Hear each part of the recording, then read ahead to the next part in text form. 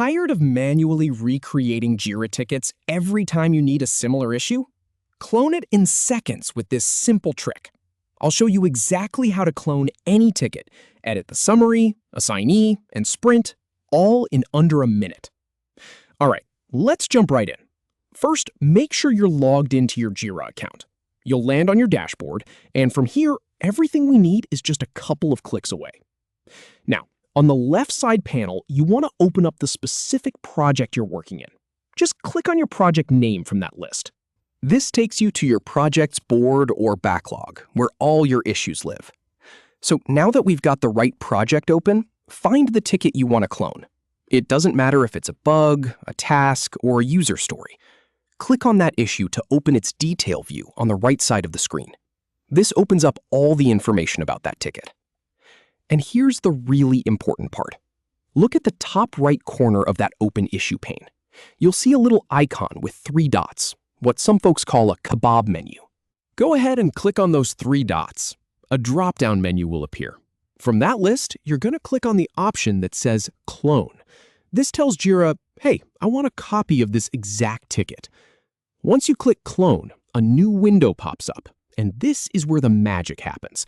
The very first thing you'll see is a field for the summary. This is the title of your ticket. I highly recommend taking a moment here to edit this. Give your cloned ticket a clear, new summary, so you don't end up with 2 tickets that look identical. Something like Update User Profile Page or Fix Login Bug on Mobile, instead of just copying the old name. Now, pay attention to this one. Right below the summary, you can change the assignee. This is the person who will be responsible for the new ticket. You can click the drop-down here and select someone else on your team.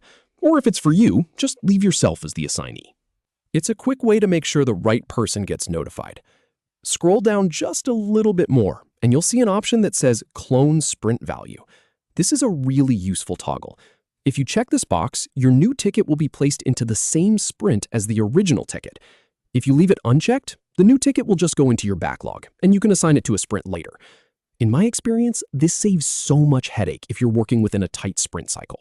Once you've got the summary edited, the assignee set, and you've decided on the sprint, just click the blue Clone button at the bottom of this window. And that's it.